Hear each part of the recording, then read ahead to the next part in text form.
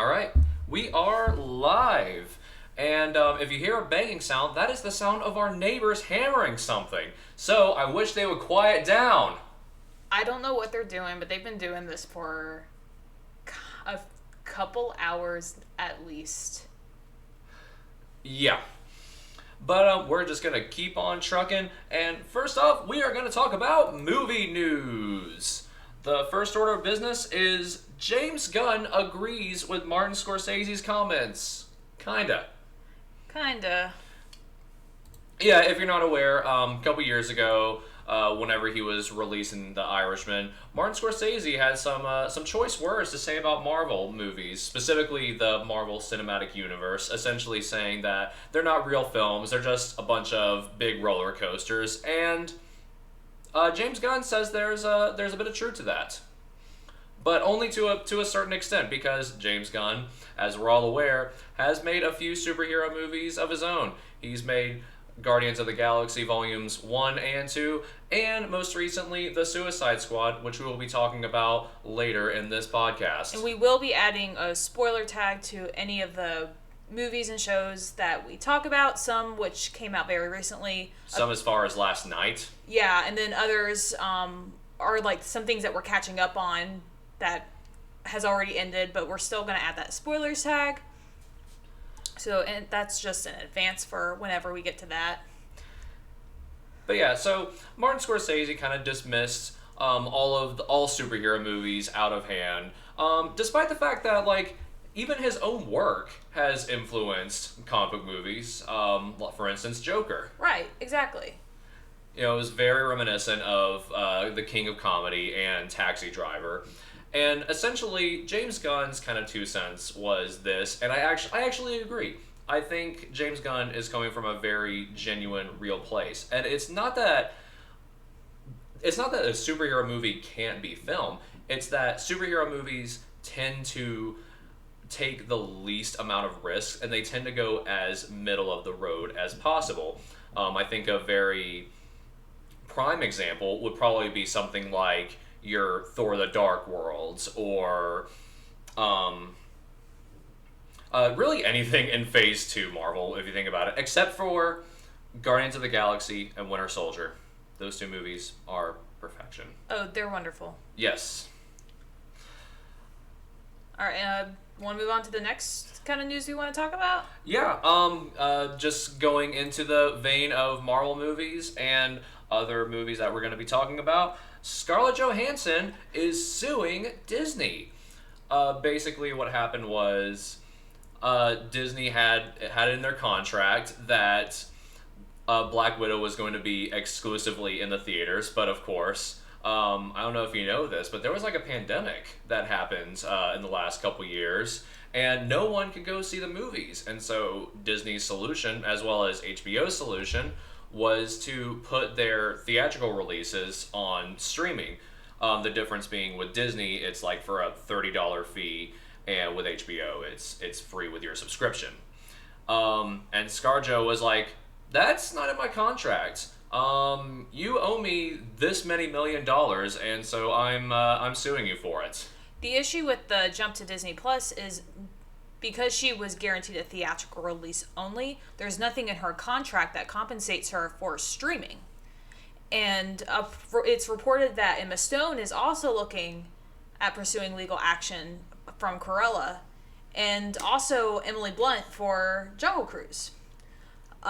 It's very interesting because a lot of people come from the idea of, oh, well, it's ScarJo. She's worth millions and millions of dollars. She doesn't need that money. But if someone like her is voicing about it, then you know that there are others down the line of filmmaking that is also being screwed over by this. Not just big name actors, but it could be anything from writers to storyboard artists. We don't know. And if someone as big as her is being affected by this, then for sure other people are. Yeah, and if Disney loses, and they're not gonna lose that much money, they're Disney, they're the biggest company in the world. But it's what is symbolic about it, because it sets a kind of legal precedent. I think Disney's gonna settle. personally, but also Disney's response to this was ridiculous. They pulled the pandemic card. They were like, "Oh, she's not respectful of like what people have gone through during this pandemic." It's like, no, she signed a contract that you agreed to. You flipped it on her, and she has every right, my opinion, every right to pursue legal action.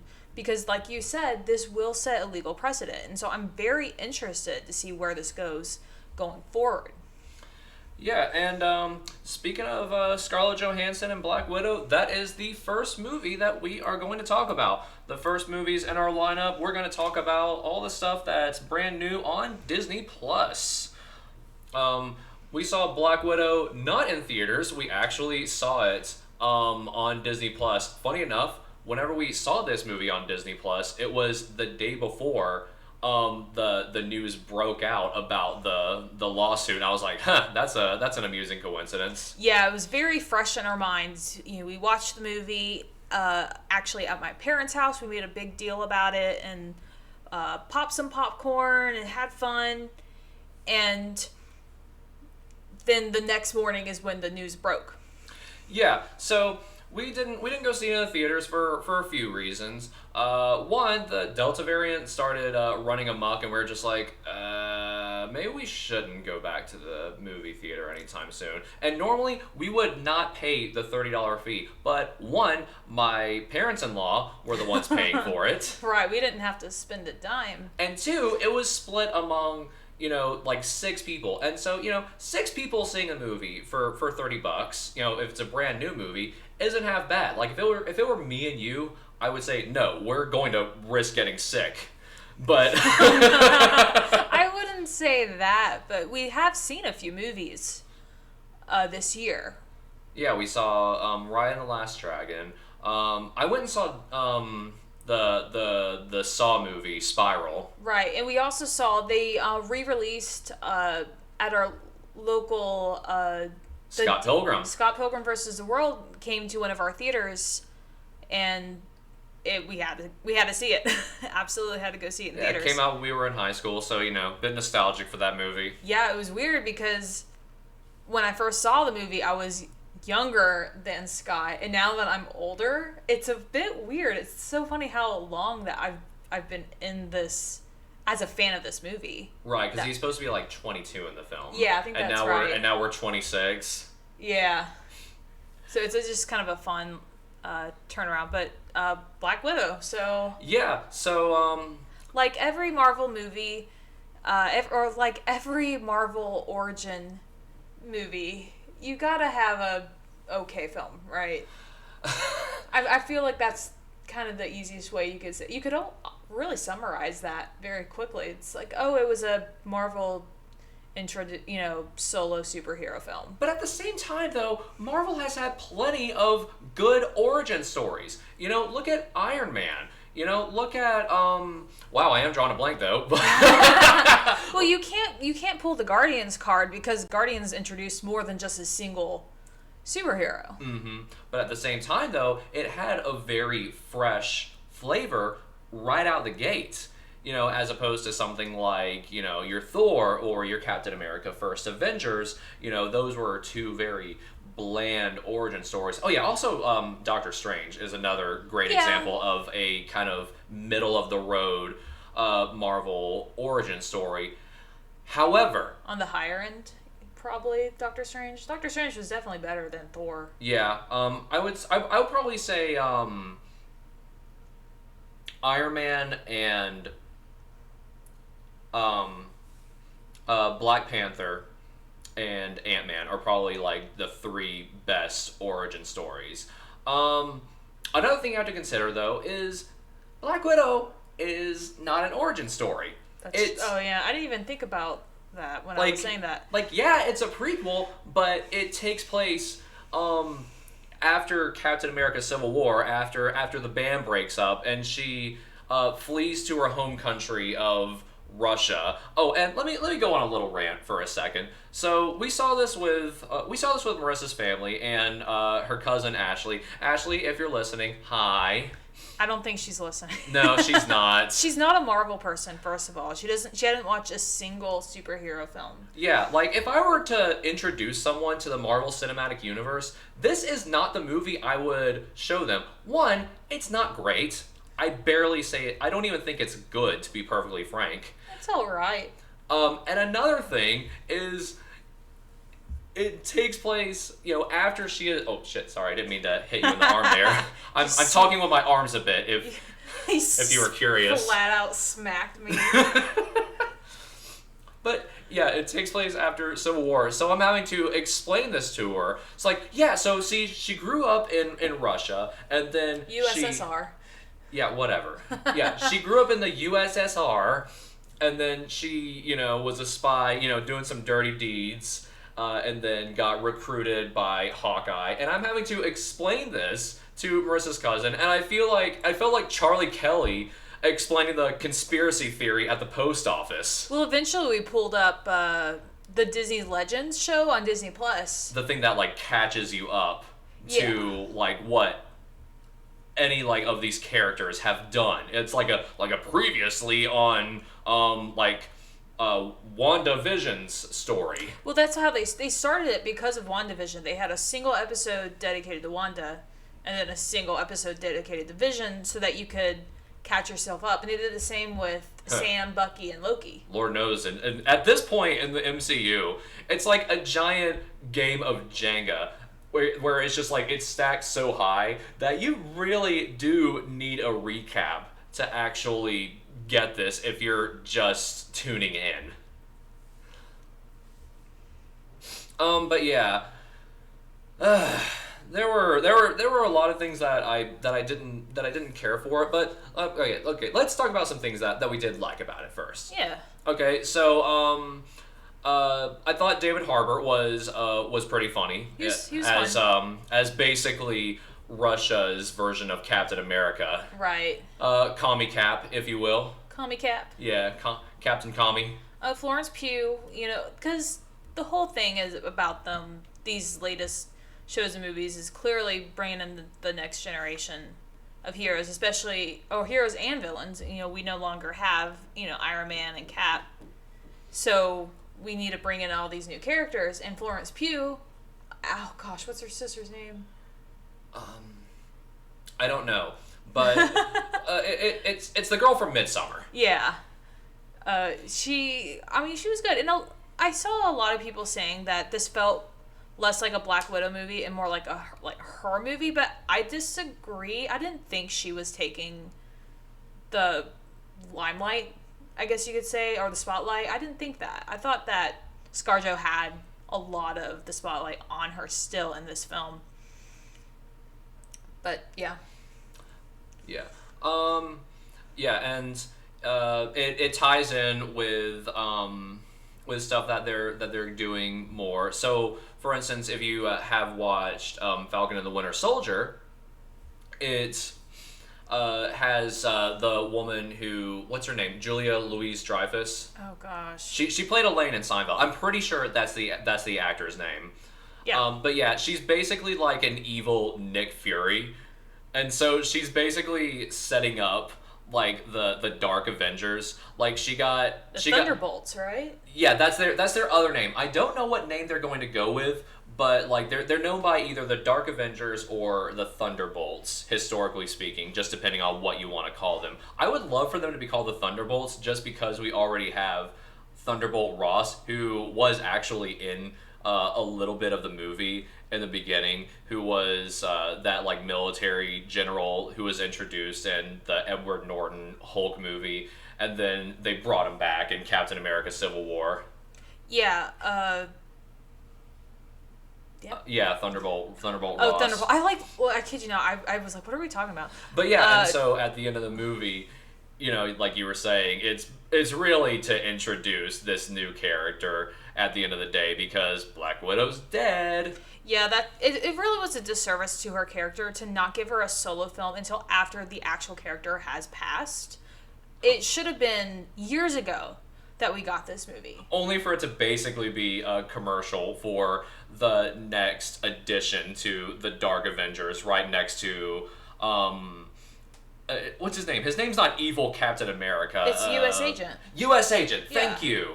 U.S. Agent. And have we gotten introduced to anyone? I know She-Hulk's coming, but I don't know if she's actually in that. No, she is not, but she is getting her own Disney Plus show soon. Right. So we're clearly getting some of the Young Avengers too, because Dark Avengers. No, I'm talking about New Avengers. Oh, really? Or the Young Avengers, because we got Kate Bishop coming in the Hawkeye show. You're right. So they're definitely setting this up too.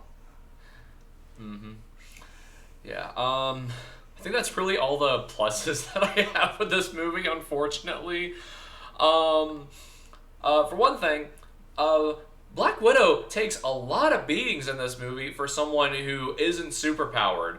Like we said before, that we watched it with Marissa's cousin, who isn't really initiated in the Marvel Cinematic Universe. And, you know, with these movies, you have to take a leap of faith anyways, just because, you know, these are science fiction fantasy type movies. You know, they're not meant to be realistic. However, there were several moments where it's just like, no, there is a limit. Like, there was one point where Black Widow falls out of a building, hits her head on, like, an air vent that's, like, outside this, like, apartment complex, and, like, tumbles on the way down without a scratch on her. I don't think that was her. I think that was her sister. I could be totally wrong. We've seen it once. I'm pretty sure it was Black Widow. However, even if it was her sister, the point still stands. I guess you could be, oh, well, who knows what they were injected with in the Red Room. You know, I don't know. You could think of all these ways they could just try to justify it. No, if you could show me, like, some evidence of that, like, in, like, past Marvel movies, you know, like, if you could show me that in, like, Iron Man 2 or The Avengers, where, like, Black Widow is doing more than just gymnastics and doing, you know, her little dual-wielding Glock thing, where they talk about Budapest, or Budapest. Budapest. They make a very strong point to distinguish that in the movie. I feel like the movie's greatest weakness was, I wouldn't say the pacing, but it dragged. Okay. Continue. I had my thoughts, but I don't want to interrupt you. I feel like I've done that enough already. No, I mean, I just was moving on. Okay. Yeah. So basically, my biggest criticism is, whenever the slow moments happen, they drag a lot, and it's especially worse whenever you're watching this at home with, like, 5 other people, and only, like, 2 are really that invested. Yeah, I think I'm gonna have to give it a rewatch once it's available on Blu-ray, because, like, I'm not paying $30 to, like, watch it on my own Disney subscription.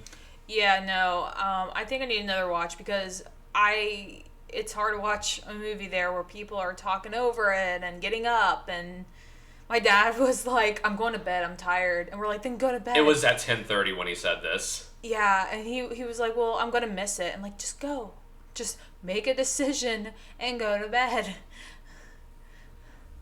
So, as you can tell, there were a lot of things that influenced our watching experience. So we could watch this movie again and have a much higher opinion of the movie.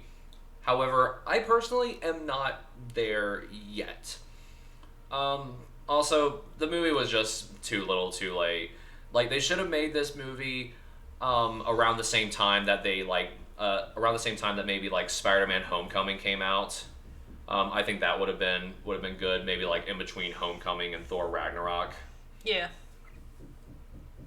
What are y'all hammering up there? Oh, I could see the hammering. The mic picked that up a minute ago. I saw a little thump, thump, thump on the little meter thing. Oh, well, we live in an apartment. There's nothing we can do. Yep.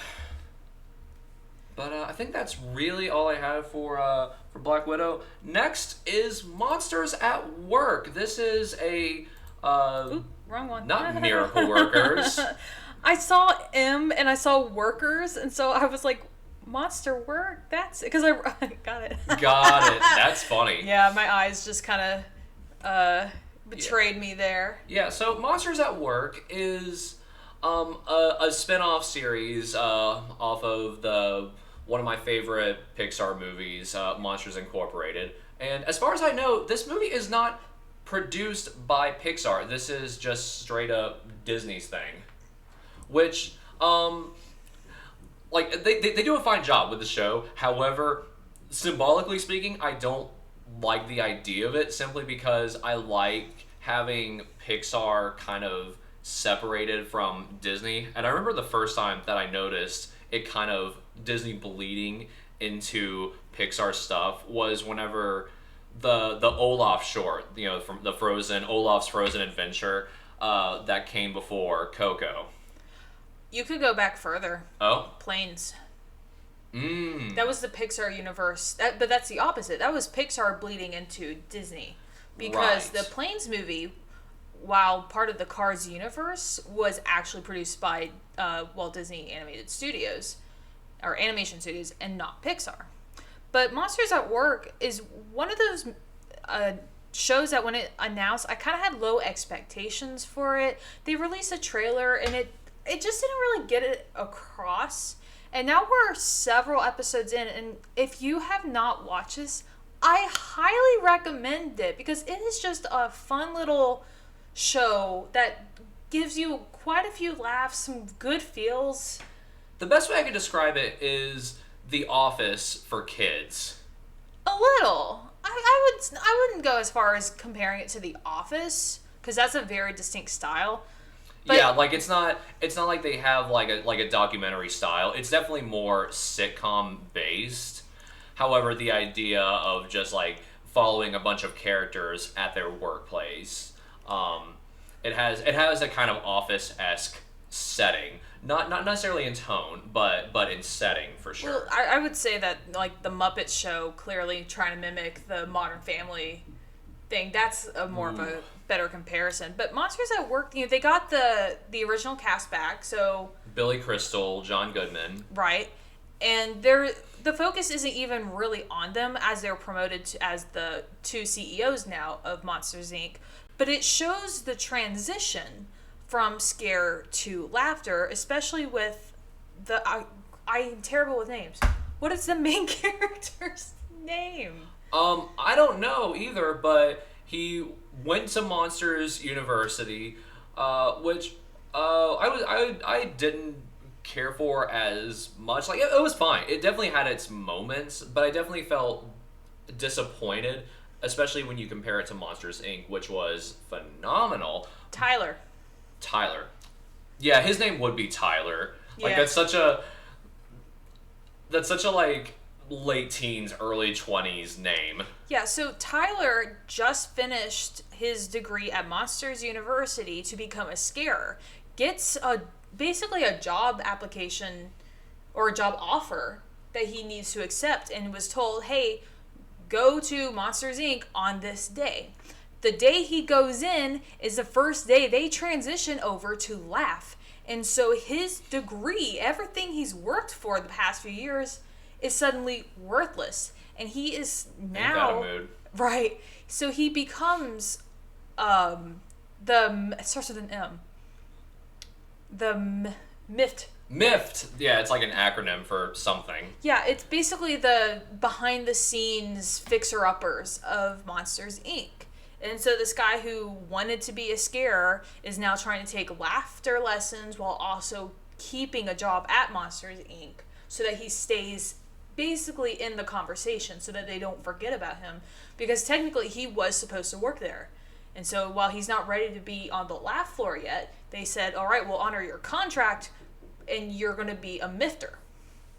But it's got some really good laughs. The characters are fun, unique, and I really recommend it. It was a fun gem that surprised me. Yeah, it shouldn't be as good as it is. It should be just this cheap little cash grab aimed at little kids, and it definitely feels kid-oriented. However, there are a lot of jokes that I think are more aimed at adults. Not dirty jokes necessarily, but but like not every joke is specifically aimed at little kids. Yeah, Pixar, has always done a good job finding that line so that they can entertain everybody. Like Mr. Potato Head calling Mr. Spell a kiss ass in the first Toy Story. Right, and so even though it's not technically Pixar here with Monsters at Work, it follows that same style, that same mood. Right. But yeah, haven't checked out Monsters at Work. Check it out, especially if you have kids, because it definitely pleases everyone. Next up is going back to the Marvel Cinematic Universe is Loki. Loki, where'd my poster go? Last time we were here, we were talking about a little bit of WandaVision, and we were talking about Falcon and the Winter Soldier. Those movies are behind us, and at this point, they really feel like old news because Loki really just outshone both of those shows in a big bad way. And not saying that those shows were bad by any stretch, but Loki did so many things right in terms of story and just the way it has affected the Marvel Cinematic Universe going forward. Like, it's one of those things that, you can skip WandaVision and Falcon and the Winter Soldier and still understand like what's going to go on in later movies. Well, I don't think you can say that because we don't know. My point being, I'm saying. But my point being is that with Loki, like you definitely need to watch it because it really is clearly going to affect everything going forward, especially with the last season with the introduction of Kang the Conqueror. Kang the Conqueror, who is going to be the main antagonist in the next Ant-Man movie, Quantumania. It's the coolest name ever. He was introduced, despite the actor adamantly denying his involvement in the Loki show. Sure enough, last episode he appeared. And can I say that I think the best surprise that came out of the show is the fact that we are getting a second season. I did not expect it, and when it became apparent there was going to be one, even before they officially said it in the post-credit scene, I was so happy because I cannot wait. I mean, Tom Hiddleston himself says that he'll continue doing Loki, like, as long as he can. Yeah, because I love how the episode ends. Because it ends with Sylvie, which is the female variant of Loki, killing off Kang the Conqueror, who has been keeping the timeline in one sacred timeline. That's what they call it in the show, the sacred timeline. And once he's out of the picture, it basically opens up Pandora's box and creates the multiverse and opens up the possibility of, say, Tobey Maguire being in the next Tom Holland Spider-Man film. We can hope. Yeah. Which is funny because I was expecting WandaVision to be the thing that opened up the multiverse specifically because of her involvement in the next Doctor Strange movie, Multiverse of Madness. So when that show didn't really address the multiverse, it shocked me. But it turns out Loki is, like you said, what opened Pandora's box here. Mm-hmm. So I'm very excited to see where that goes. And with What If, the next Marvel show coming out, exploring these, what if scenarios, I wonder if that's their kind of way of saying, oh, we can go off of these different timelines. And I heard, oh gosh, who said this? Someone said that What If could actually go further and could have a live action companion to it. I'm down. Depending on how well it does. So that's really exciting, and I can't wait for that to come out, which is pretty soon. I want to say it's in a week. I think it's this month. Yeah, it's definitely this month. I just don't know when exactly. Is it the 4th? I have the 14th in my head. My money is on next Friday. The 13th. That sounds right. Well, aren't they all on Wednesdays now? Is it Wednesday, my dude?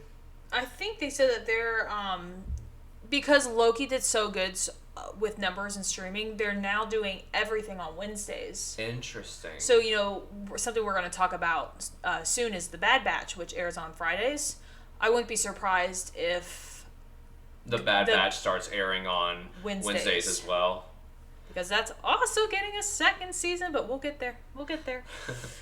Oh, man. It's funny. Jeremy Johns, who is a YouTuber who also talks about movies, he actually said something he actually made a very good point. And that was, if they wanted to really, shock audiences, they should have kept the multiverse thing under wraps and, gave, the Doctor Strange sequel, a fake name, like Doctor Strange Sorcerer Supreme. And then after the Loki thing ends, release a trailer or a teaser for Doctor Strange, and have the subtitle of Doctor Strange with a fake name, and then rearrange it and then reveal that it's going to be called Multiverse of Madness. Or it could just be untitled Doctor Strange sequel. Right. By the way, we have less than a week before What If. It is coming out Wednesday. Okay. This next coming Wednesday. So sweet. August 11th, What If. And we can start talking about that depending on how your semester goes, because your last semester starts next week, dude. I am graduating this December, y'all. Man, it has been a long, long time coming. Oh, I want to talk about Sylvie. She's absolutely awesome. Oh yeah. I that's it. I love Sylvie. She kind of pulled a Star-Lord by creating the multiverse. She basically did what Star-Lord did with Thanos. But it's okay. She created more movies for me to consume. So I can't complain. But yeah, really good show. And moving away from the Marvel Cinematic Universe is the other science fiction cash cow of Disney Plus, and that is Star Wars, specifically Clone Wars Season 8. So today aired today's Friday. Part 1 of the 2-part finale of Season 1, what was thought to be the only season like Loki. It is actually getting a Season 2, and so today's episode, we got to see what happened after Hunter was kidnapped away from the rest of the group, met up again with Crosshair and the group's rescue attempt as they try to hurry and get everyone out before the Empire tries to blow up the entire cloning facility of Kamino. Yes, and Kamino, that is the planet where all of the clones are revealed in Star Wars Episode 2, Attack of the Clones. I love that they used the music from Episode 2. So when Obi-Wan arrives on Kamino, they've got the theme that John Williams wrote for it that played in this episode too. And I was just like, oh, that's the Kamino theme. I recognize it immediately. So I just thought that was a real cool nod to the movies. But I love Omega. I love the characters.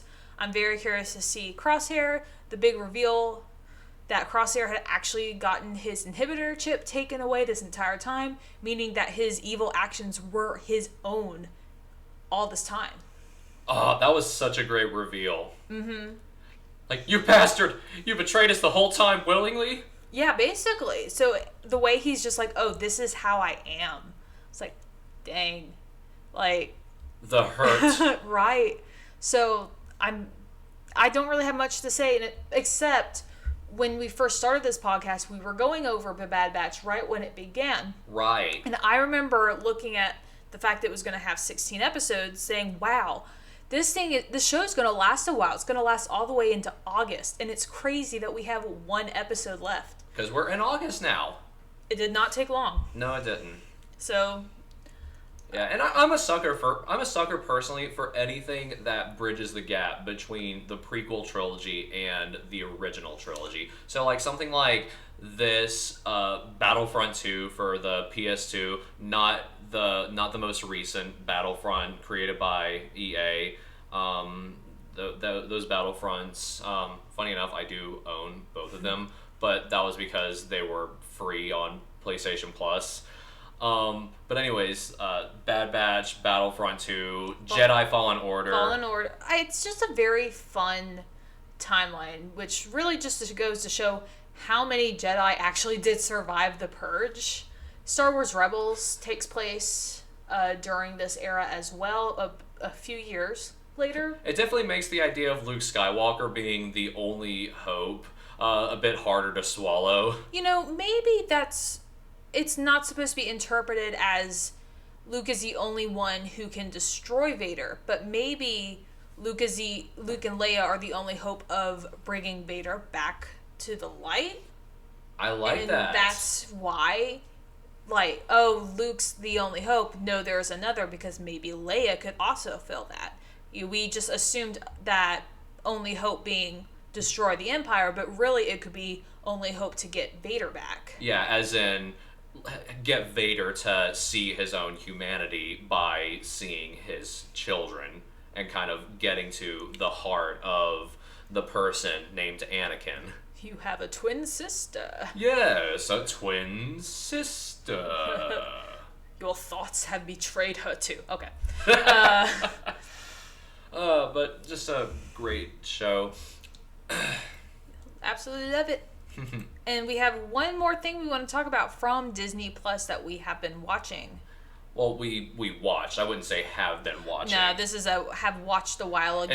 It's a movie, so I don't know if there is a watching involved. Anyways, it's the Pixar movie Luca. Luca.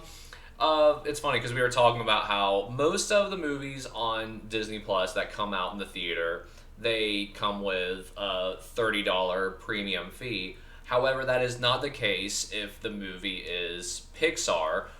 For instance, before Luca, there was Soul, which also came out on Disney Plus for free. Yeah. And I definitely preferred Soul over Luca. Luca is clearly one of those B-team Pixar movies. I would say Luca, Cars 2. Cars 2 is the lowest of the low. Cars 2 is the F team. Well, Good Dinosaur. Good Dinosaur. Monsters University. They're clearly the B team. Onward, yeah. While A team worked on Inside Out and Soul. Coco, yeah. So there's an obvious difference between the two, but still a really cute movie. It was so charming. I loved the vibrant landscape of this, it's like a Mediterranean town. Yeah, I don't know. It's not like the most in-depth story, but it has a really nice message about being yourself, even if people might not like it. Just accepting who you are, and it's a really beautiful message that I think that kids, really everyone, should hear. Yeah. The characters are so easy to like. So Luca, Alberto, and Julia. You remembered all their names? Yeah. Wow. I know. I've been struggling with names all this time, and yet I just got these 3 in my head. Yeah. It's funny. The animation threw me off in the beginning. However, my theory with that is Pixar has gotten so good at making photorealistic animation that at this point, all they have left is going the sort of artistic route and really seeing what you can do to create animated expressions, movements, that sort of thing. The animation is also similar to what the director of Luca also directed, which was the Pixar short Luna, which you had never seen before. And after we watched Luca, I pulled it up, and you immediately were like, oh yeah, I get it. I see it. Yeah, the animation style is very similar. I would say their mouths are very similar to a lot of 2D animated Cartoon Network shows like Steven Universe.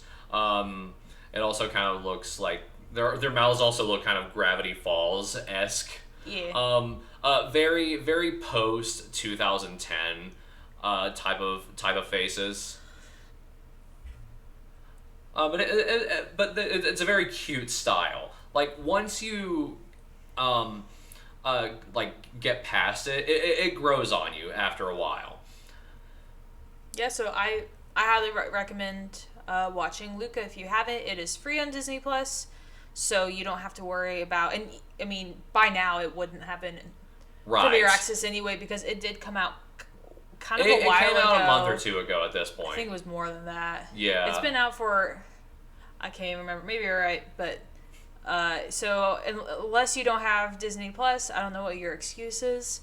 Go see Luca if you just want to have a good time. Yeah. And if you don't want to have a good time, then well, I can't help you. Like not soul, it's not soul level good, but it's still a really good time nonetheless. Next thing we have, moving away from Disney Plus, me and Marissa, we have been watching the show on Netflix called Schitt's Creek. We just finished season 5 yesterday. And we're going to continue with season 6, which is the final season, in the next coming week. Yeah, so this show has ended a while ago now. And it's just one of those that we didn't pick up until recently. And it's amazing. Yeah, it stars Eugene Levy, who is famous for being the dad in the American Pie films. And if you're familiar with those films, you know that Eugene Levy is really good at creating a really awkward situation. Actually, let me back up. He's really good at creating more awkwardness in an already awkward situation just by talking about the whole thing. So like, going back to the American Pie, whenever the main character has sex with a pie, the dad is just going on and on like, son, maybe we can just like tell your mom that like we ate the entire pie. Boys at your age. And he just keeps droning on, and the son is just like, Dad, stop, just leave me alone. I'd rather you yell at me. Well, the mom is played by Catherine O'Hara, who is from Beetlejuice, the Home Alone movies. The mom. Kevin. Yeah, so I hadn't seen her in so long, and so I didn't even recognize her at first. I saw her name on the credits, and I was like, wait, what?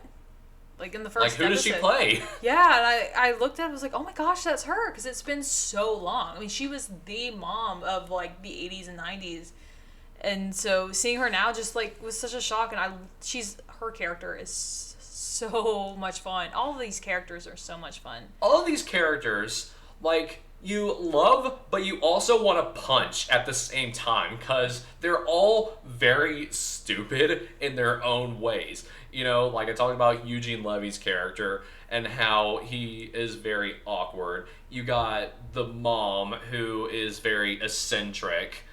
She's a former actress, and so she has kind of her head in the clouds. Both the kids also have their heads in the clouds as well. They're completely spoiled. That's the thing, is this spoiled, rotten family loses it all. Yeah, but they have a town under their name that was bought as a joke back in the 90s. Because it's called Schitt's Creek. And that's the name of the town, and so that's just where it goes off. They live in a motel. They have to make the best of the situation and form bonds with the people in the town. And so we are going to start the 6th and last season soon. I'm sad to see it go.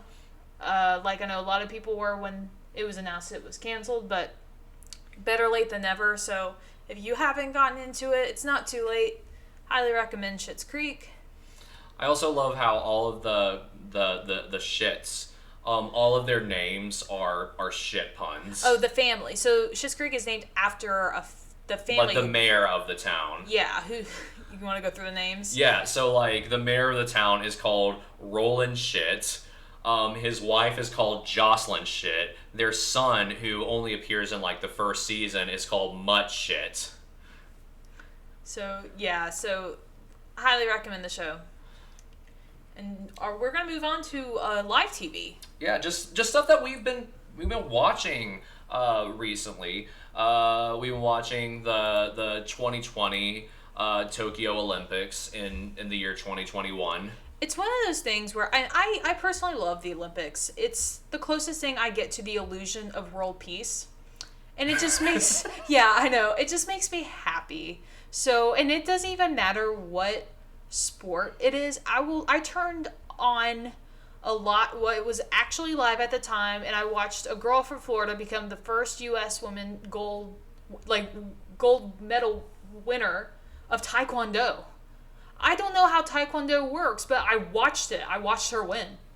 And it's just the idea of someone finding something that they both love and are passionate about it and also excel at it, making their way to the Olympics to prove themselves and succeeding and exceeding those expectations. It just makes me happy to see these people making their goals, meeting their goals, exceeding their goals. I love it. One of which is skateboarding now. Oh yeah, so skateboarding and BMX riding are new to the Olympics this year. I watched some. And as someone who grew up on the Tony Hawk Pro Skater games, that made me very happy. I wonder. I think he might have. I don't know if he was there watching, because I don't know with COVID and the rules on spectating. I mean, Tony Hawk probably was there. It's just nobody probably recognized him. Oh no, yeah, but the whole does anyone ever recognize Tony Hawk anymore? Well, that's the thing is everyone knows who Tony Hawk is, but nobody seems to recognize his face for some reason. Right. Next on our list is moving away from sports is Miracle Workers. This is a show that has been going on for 3 seasons now. It stars Daniel Radcliffe and Steve Buscemi. Daniel Radcliffe, of course, famous for the Harry Potter films, Swiss Army Man, just a lot of other stuff. And kudos to Daniel Radcliffe for really expanding his horizons and doing everything in his power to break from being just the Harry Potter guy. Like Mark Hamill, even though he does a lot of voice work, he is very much the Luke Skywalker guy.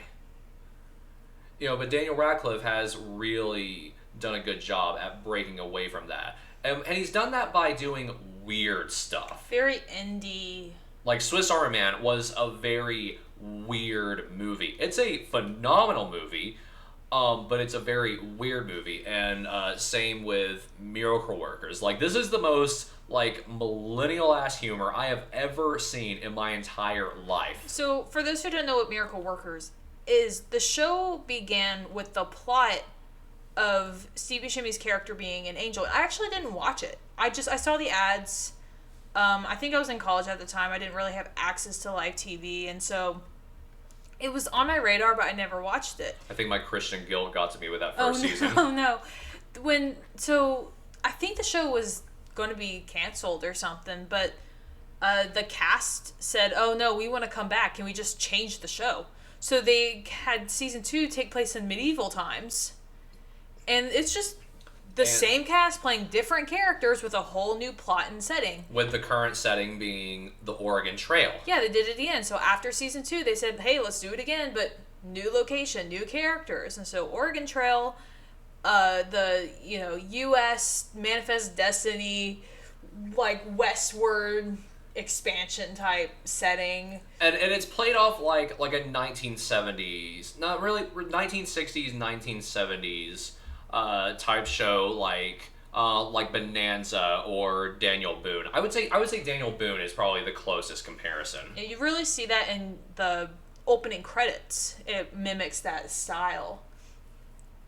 Yeah, it shows the each character being it shows their face with Daniel Radcliffe, Steve Buscemi, and they're smiling, waving at the camera. Yeah, with the fade in oval. Right. But the show itself is absolutely crazy. It's complete bananas. It's just one giant shitpost, basically. It is. That's exactly what it is. But it works, and I don't think any other show could do it. I was actually saying last night, I'm surprised there's not more shows like this, but I'm also not. Because it's very strange type of humor. It's offbeat is the best way I could describe it. Yeah, and it's a format that wouldn't normally work on TV, and yet this happens to. So I highly recommend giving Miracle Workers a try. And this is the first season I've watched. My family started watching it in season 2 and really liked it. I watched a couple episodes, but decided for this third season to really tune in. And it's also your first time watching it too. Yeah, and the great thing is, because each season is different, you don't have to watch the previous 2 seasons if you don't want to. You can come into season 3 never having watched the show in your life and still get it, because it's its own self-contained story with just the really weird things happening, like Daniel Radcliffe dressing up in like a David Bowie androgynous getup, singing "She'll Be Coming Around the Mountain." Right. Oh my gosh, that was the latest episode, and it was hilarious. It was very similar to Tom Holland doing "Singing in the Rain" and drag. Right. Yeah. For the what was that show? The lip sync. Yeah, it was like for Jimmy Fallon or something like that. I can't remember. It was years ago, because it was around the time that Spider-Man: Homecoming was about to come out, and I'm pretty sure he was doing promotion for that movie specifically. Probably. Yeah, because I think Zendaya. It's like it's hard to say with my southern accent. Zendaya was also. Zendaya. She also performed too, I think, that same day. But yeah, so I recommend Miracle Workers. Next on our list is the Adult Swim series. You know and love it, Rick and Morty. We are on season 5 at this point, and this episode has had a lot of highs, but it's also had a lot of lows. This season, you mean, not episode? Yes, excuse me. This season has had some really high highs, but also a really lot of low lows. And I should also say, we are actually not caught up. We've been watching so many different things, and Rick and Morty, because the latest episodes just haven't really been hitting it, it's not something we are quick to catch ourselves up to. You know, we got a new episode coming out this Sunday. The season itself is already almost over, and our attitudes are, well, we'll get to the episode eventually. Because the first, small, 2 or 3 were good. Yeah, my favorite episode so far is the one where Morty has his high school crush at his place, and he's trying to get this wine from, an alternate dimension that his grandpa Rick opened up. But time works differently, and so every time he comes through, it's a different generation, but he keeps on end up killing someone from each generation, and so the whole bit throughout the show is the people in that alternate dimension over the years essentially create an entire society dedicated to killing Morty. Here's the thing, that was the first episode of the season. That was the funniest episode of the season by far. One of the funniest episodes of the entire show. And so it gave me some really high hopes, but I would say it's dwindled in quality, but it's definitely shaky in quality. I feel like Rick and Morty might only have one more season left in it. I feel like if they want to do another season, it should be the last. Which makes sense for Dan Harmon's history, because Dan Harmon also did Community. Dan Harmon also did Community, and so he had 4 really good seasons, and then it started to just out of nowhere dip in quality in seasons 5 and 6. And season 6 was weird because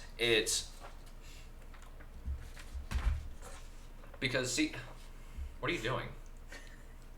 Just stop, dude. Okay, season 6 was weird because it wasn't even on TV anymore. It was picked up on a streaming service that Yahoo.com was trying to do. And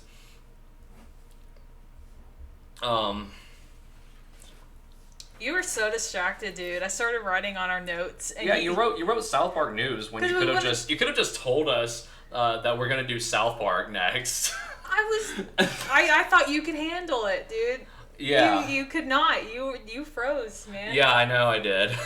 I think I'm done talking about Rick and Morty though. Yeah. Yeah, like some were really good like that one, and some were just like really gross. Like one episode was just one giant dick joke for 20 whole minutes. And it like ends with like a 2001 Space Odyssey baby type deal, but it's also like an incest joke. Like I think the people were drunk when they made that episode, and it's funny because at the end of each episode they do like a little behind the scenes interview thing where they talk about what they felt about the show, or like how they created the episode, and none of them seemed proud of what they did. Yeah, they were like, "Oh yeah, this episode was really weird." It's like, "Yeah, I just don't think you had an idea here. You just kind of threw some darts at a storyboard and It felt like the manatees in the Family Guy episode of South Park. You know, you think that's bad? Do you remember when I had to serve kielbasa to Muhammad? Anyways, speaking of South Park, let's talk about some South Park news. That was the note that that Marissa was writing down that like completely just threw my rhythm off. You, dude. Despite the fact that there's still a spoilers tag, there's not really a spoiler for South Park. Hold on, I can take the spoiler tag. You don't have to. I mean, I'm going to. do it. Gone. Oh, you done did it. I did. Yeah, well, we got some South Park news. South Park has been renewed for, like, how many more seasons? Through season 30.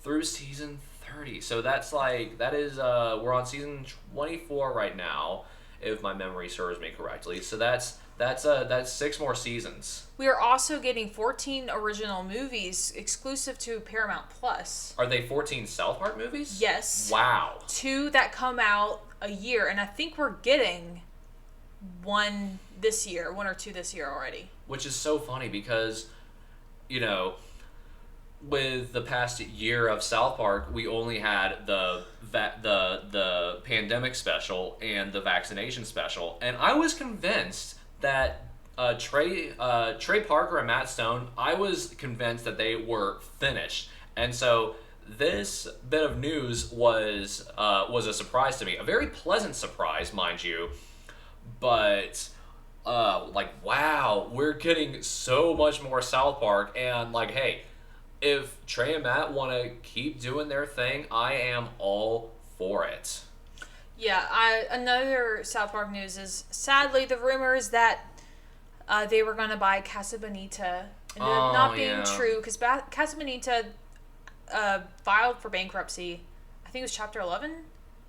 And the famous Colorado, made famous by South Park to those outside of Colorado, dining experience is not up for sale, sadly, because Trey and Matt said they were looking to buy it and make it better, which I think would have been really cool. As someone who's never gone, I feel like they would, they would they pour some love into it. Yeah, like I could definitely see like a South Park gift shop opening up there. Oh no, I didn't even. If there isn't one already.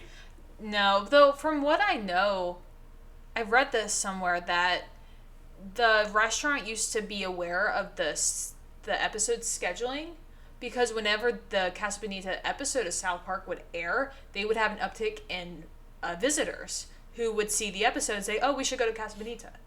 And so they would have to be prepared. They were like, "Oh, hey, we gotta get ready. The episode's wearing." The South Park fans are coming. Yeah, the episode's gonna be airing again next week, so we need to be prepared because we're gonna have more people come.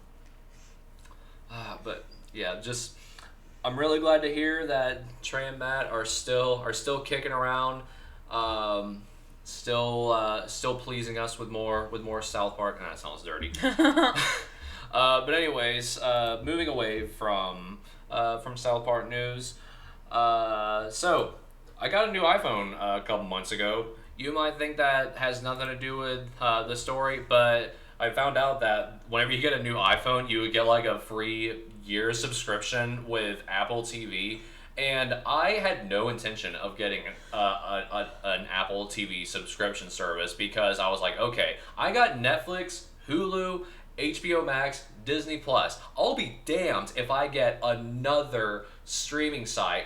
But because it came with my new phone, came with a year of Apple TV, I said, what the heck? I'll get Apple TV and just remind myself to delete the subscription in a year, which I probably won't because that's how they get you.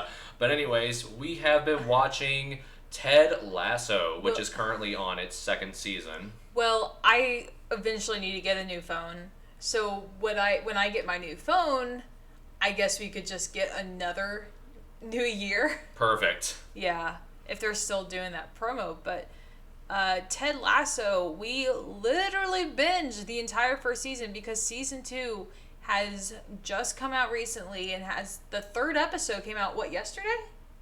Of Ted Lasso? Today. It came out today. It's because it's every Friday. Oh, wow. Okay. Much like The Bad Batch. Yeah. So, Ted Lasso is one of those shows that everyone was talking about. It's calling it this very uplifting, very positive show. Kind of like Schitt's Creek, it feels to us. And when we realized we had the free subscription, we decided, okay, we have to watch this. And boy, are we glad that we did. Yeah, like you said, it's a very uplifting show. And if you never heard of this show before, it's this story about this guy named Ted Lasso who is a football coach, American football coach, who gets transferred to coach European football, aka soccer, over in London. However, the manager of the team essentially only hired him because she wants to get back at her ex-husband and basically wants to run the football program into the ground and basically make the entire team a laughingstock. And so it is up to Ted Lasso to not only turn the team around, but also to turn his community around and kind of get them to get on board with him and his very optimistic Andy Griffith show kind of personality and his vision outlook on life. Well, it's not hard because he's so good at charming everyone that he comes across. Yeah, like he makes biscuits, English biscuits, not Cracker Barrel biscuits, for his boss like every day. I would love some Southern biscuits right now. Oh, some Southern biscuits. Yeah. Smothered in gravy.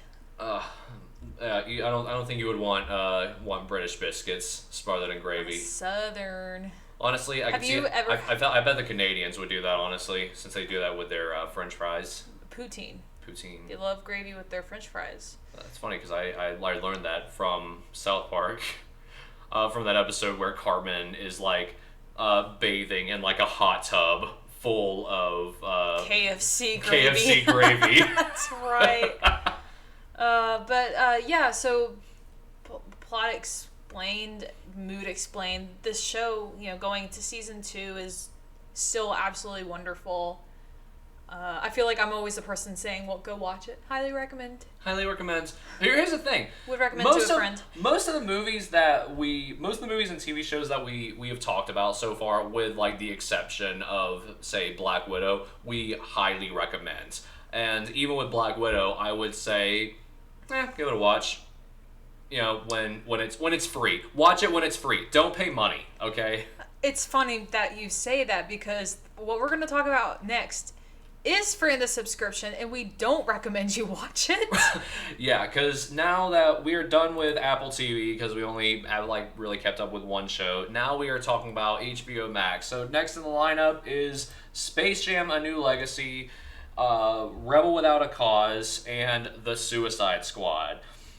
Space Jam: A New Legacy is the sequel to the 1996 film starring Michael Jordan, where he has to help the Looney Tunes win a basketball game against this race of aliens. And Space Jam 2 has a very similar presence where instead of Michael Jordan, LeBron James has to rescue his son from this Warner Brothers computer server run by an algorithm played by Don Cheadle, who is famous for War Machine in the Marvel Cinematic Universe, who is named Algorithm. So. And you can tell that this movie was definitely made by an algorithm. Yeah, so I want to preface this by saying I am not nostalgic for the first Space Jam movie. I know a lot of people my age who are. I am. Yeah, but it's something I didn't watch as a kid. So I watched it for the first time actually right at the beginning of the pandemic, and I thought it was like meh. It's a fine movie. I definitely say it is miles ahead of Space Jam 2, but that's not to say that Space Jam 1 was exactly Citizen Kane. So whenever people say like, "Oh, Space Jam 2 murdered my childhood," it's like, did it though? Because like Space Jam 1, definitely still like way better than Space Jam 2, wasn't that great. But it still was a competent movie at the end of the day, and Space Jam 2 just wasn't. I don't think I've ever seen a film that was more of a commercial. This movie was an entire commercial for Warner Brothers property. Specifically HBO Max. HBO Max. That's basically what it was. It highlighted all these HBO properties like Game of Thrones, other films that you could watch on there, like The Matrix. Because you know kids love Game of Thrones and The Matrix. Fans of Game of Thrones don't even like Game of Thrones anymore. It's so outdated. They referenced Harry Potter. The Iron Giant. Iron Giant. They referenced Mad Max Fury Road. And honestly, the most fun I got out of the movie was really two scenes. I liked the 2D animation parts of... Like, there was some good slapstick that was reminiscent of the old Looney Tunes, and I enjoyed it when we got it, although Warner Brothers didn't properly credit the animators of the 2D the 2D animators of the film. Yeah, because, like, the beginning of the movie, the Looney Tunes are in 2D animation, and then the algorithm changes them to 3D CGI animation, and... it's funny because the Looney Tunes don't even seem that happy about it. It's like, they're just like, what is happening to my body? Yeah, they're not happy that they're being 3D eyes. Nobody was. The Looney Tunes weren't happy, the audiences weren't happy, nobody was happy. One joke was hilarious. And that was the Michael Jordan. So they were like, oh, we found we got Michael Jordan. But it ended up being Michael B. Jordan, who played... Killmonger in Black Panther. In Creed, in the new Creed movies. So that was a good joke. But I didn't know who this movie was made for. It felt too childish for... Like people who grew up with the first movie. But it also felt like, we were talking about how Pixar is so good at writing that line of... being both for kids and adults. Yeah, but this movie was for no one. It wasn't for anyone. And it just... When it was over, I was so happy it was over. Yeah. Another thing to consider is this movie is a good half hour longer than the first film. Which you definitely feel it. It definitely drags. Especially whenever they actually get to the part where they play the basketball game. Because I was able to tolerate the movie... for the most part, because they go to like the DC world and all this different stuff where they're assembling the team, and it's all just them doing bits with other Warner Brothers movies. Oh, and here's another complaint that I have is every time they did like a bit like a Matrix thing, they never did anything that like Looney Tunes-esque about it. All they did was take these scenes and put a Looney Tunes character in it. So, like, where they parody The Matrix, it's literally just Granny from the Sylvester and Tweety shorts just doing the little, slow motion, standing still in the air, karate kick type thing. And like they did the which was dated back when they did the first Shrek movie with Fiona. Well, they also did the like bullets, like avoiding the bullets. Yeah, and it's just them doing that scene from the movie, but with Looney Tune characters instead of the characters from the movie. Yeah, so like nothing creative. They don't do anything creative with the scene. They just change out the characters. Yeah, don't see this movie. Yeah. Like, I guess if you're a fan of the first and you're curious, give it a once watch, but... I can't even recommend it for people who are fans of the first. Speaking as someone who is a fan of the first movie. And here's another thing. Oh, no. Okay?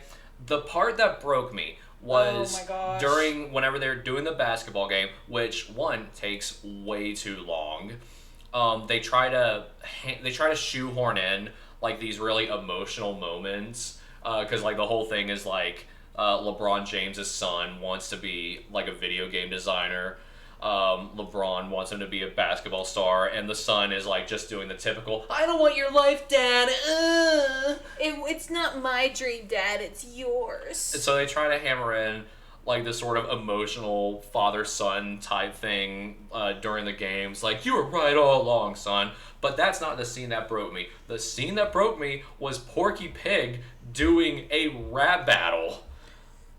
Yeah, I died inside during that scene, and honestly, I think I'm done talking about the movie. Thinking about that scene. Well, one more thing. One more thing. All right.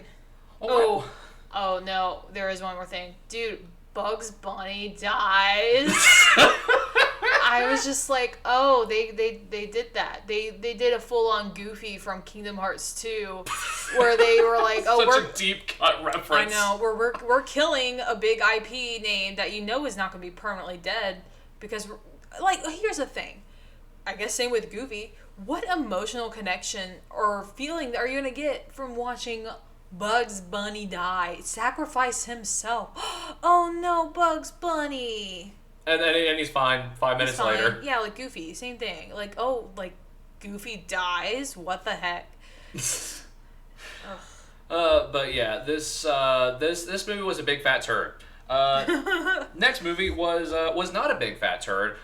This was Rebel Without a Cause. This was not a new movie. This was just one that I wanted to watch, and this is actually a little white lie.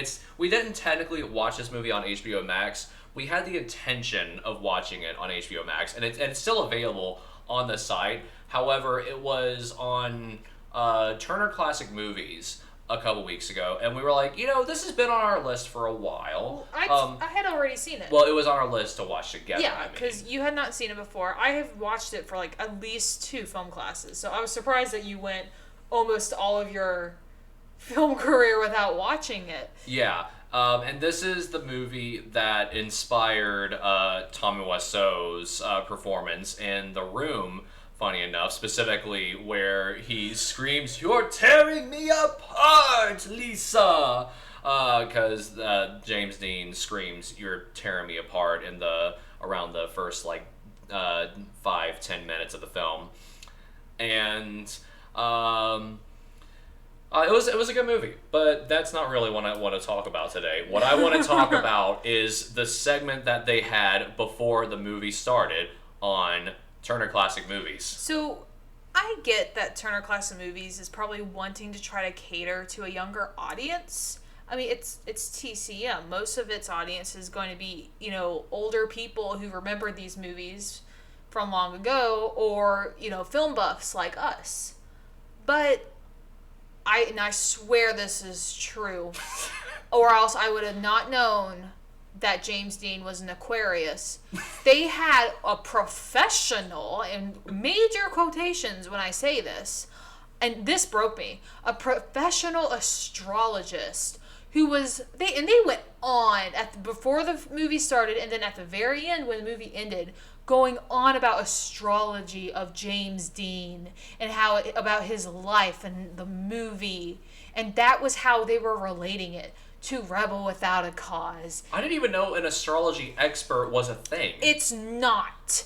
It's the same thing as fortune tellers that say they know things to scam you out of money. That's what astrology is. It's different if you're just like doing it for fun, but none of it is real.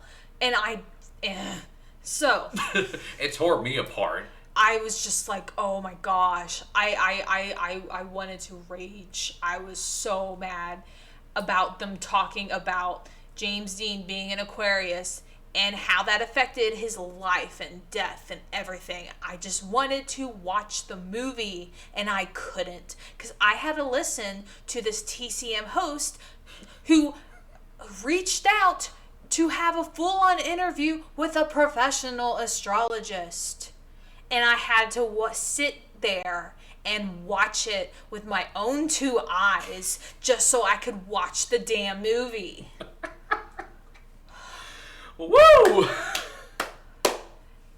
Felt like you had to get some stuff on your chest Dude, just then. It pissed me off. I just wanted to watch the movie. It's a good movie. I wanted you to watch it. And I will say something I like about this movie is at the time in Hollywood, they weren't really thinking about the teen audience. They weren't really thinking about audiences to begin with.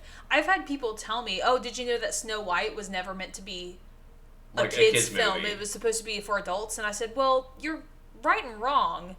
Like, yeah, I mean, it was catered towards adults, but that's because they didn't have a target audience with their films at the time. They were made for everyone, essentially. Yeah, and Rebel Without a Cause... Like, I would say with maybe the exception being, like, the B-movie drive-in films. Like, I think those were kind of aimed at a teen audience, but at the end of the day, those were B-movies. But at the same time, you got to think about when Rebel Without a Cause came out.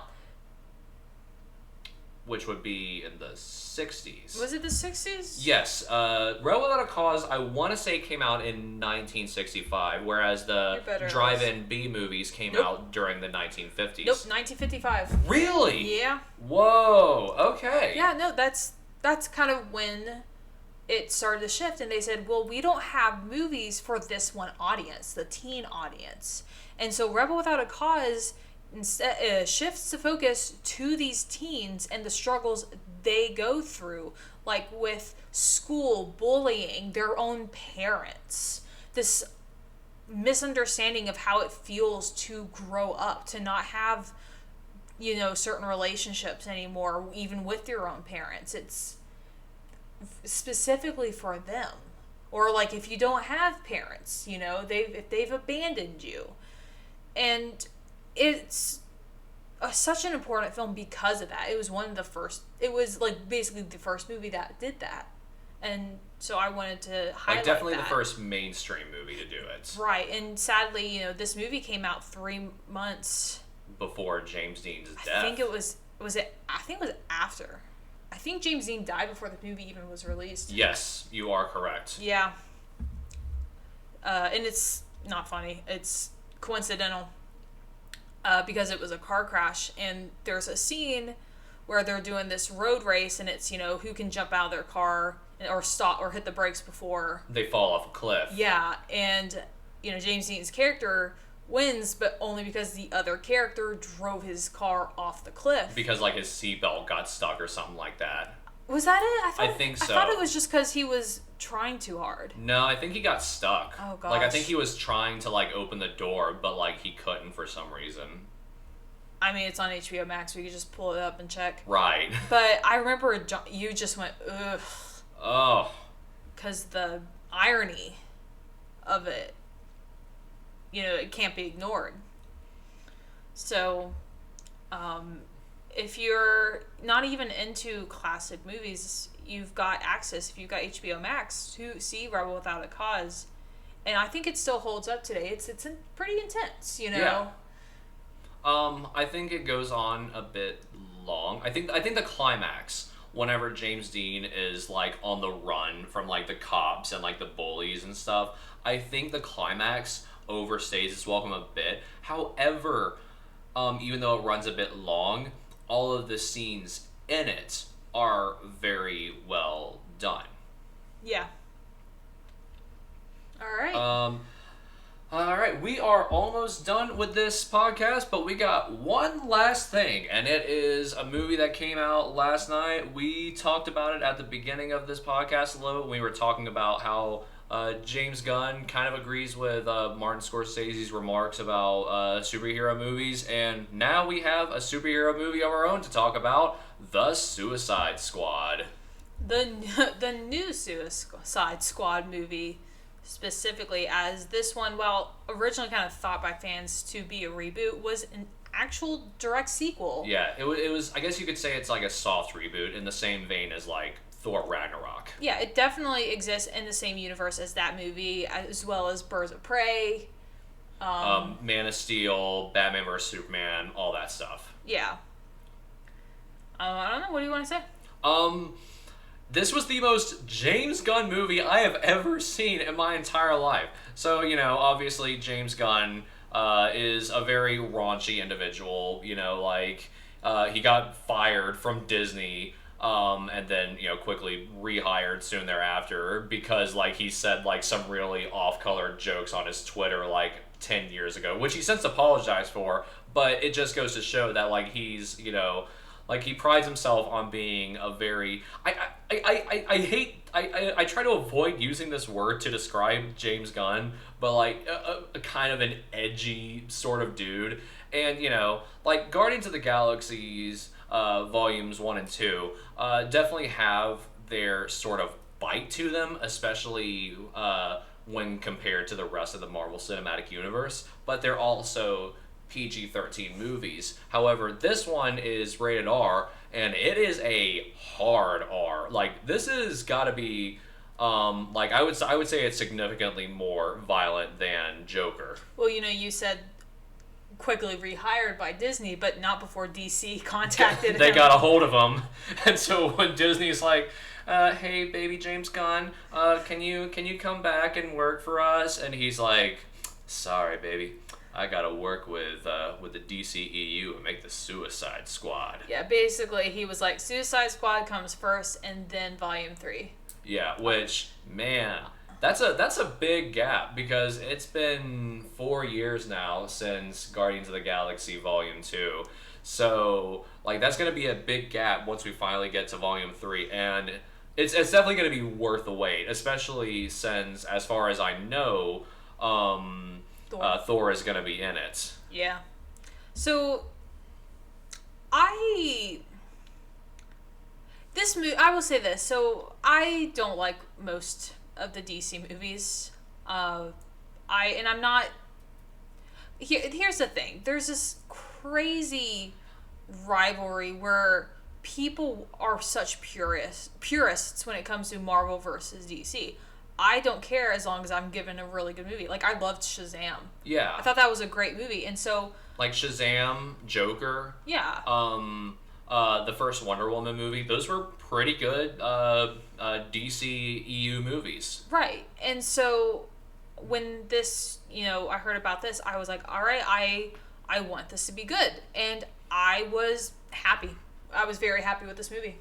First things first, it is definitely better than the first Suicide Squad, which came out in 2016, and it had just a lot of really weird stuff happening in it. For instance, every 5 minutes there's a new song, and it is very clear right off the bat that they were trying to do a Guardians of the Galaxy thing, but without James Gunn's direction, because they definitely had, a soundtrack every 5 minutes. They were trying to go for a goofy thing, but they were also still very dark and brooding. It was still, Batman versus Superman. And then you got Jared Leto's Joker, who looks like he's cosplaying for a clown version of Post Malone. And then you have all this drama going on behind the scenes with Jared Leto mailing dead rats and used condoms to his co-stars, just all this different crazy stuff.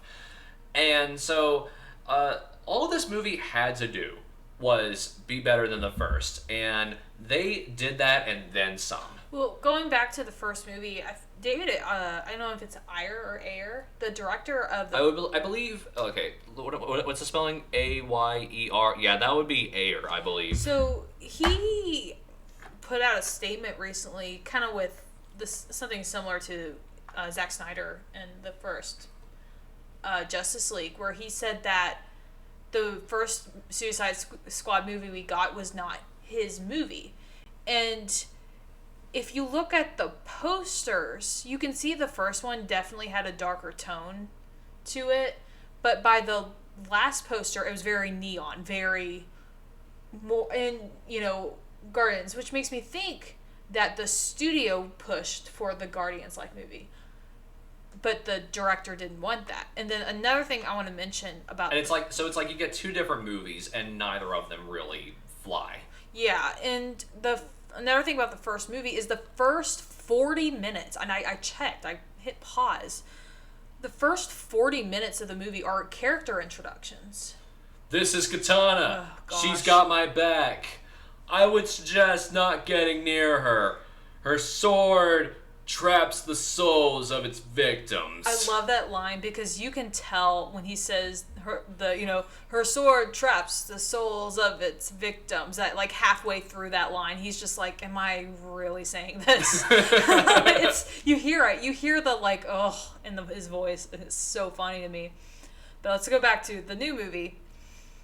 You had talked about how R-rated it was before I started bringing up the first movie again.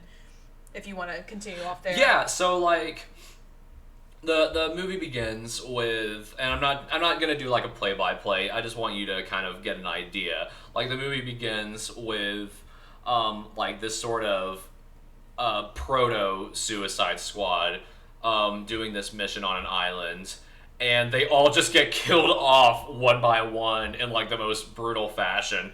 And like there's one who ends up being like, I gotta get out of here, and he like runs off, and I'm pretty sure it's Michael Rooker's character who dips, and the woman is like, get back to the mission, soldier, get back to the mission, and she's like cursing the whole time because it's R-rated, so she could be like, get to the mission, motherfucker, all this different crazy stuff, and if the idea behind the Suicide Squad with this, as well as the first movie, is if you bail on the mission, they have like a little chip inside your head that will explode, and so whenever Michael Rooker leaves, the chip in his head explodes, and you just like see like all his brains and blood just flying out, and he's like has half a head, and it's just like sitting in the middle of the ocean.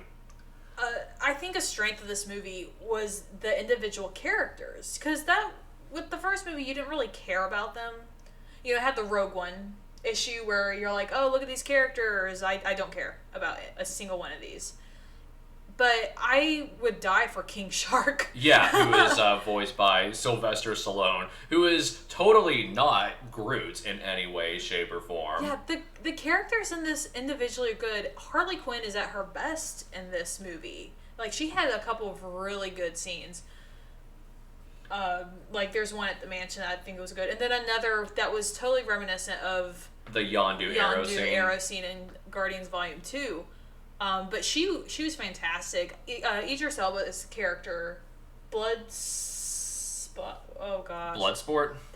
yeah. It was something like that.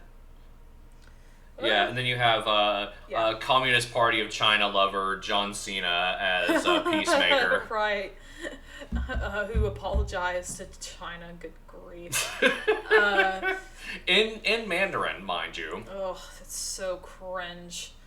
But yeah, I really liked it, and I haven't put it in my ranking of movies that I have written down, but it's up there. Yeah. It's definitely I think my favorite since whether or not you count Joker. Since Shazam. I count Joker just because I feel like if you don't have enough good movies in the DCEU. Right. So so not counting Joker, I would say it's my favorite since Shazam. Yeah, I can definitely get behind that. I think my biggest criticism is I do think it overstays its welcome a bit. Yeah. just because, like I said, it's James Gunn who is finally allowed to be as excessive as possible because it's R-rated. And so, like, the big climax is a giant starfish just running amok through the city.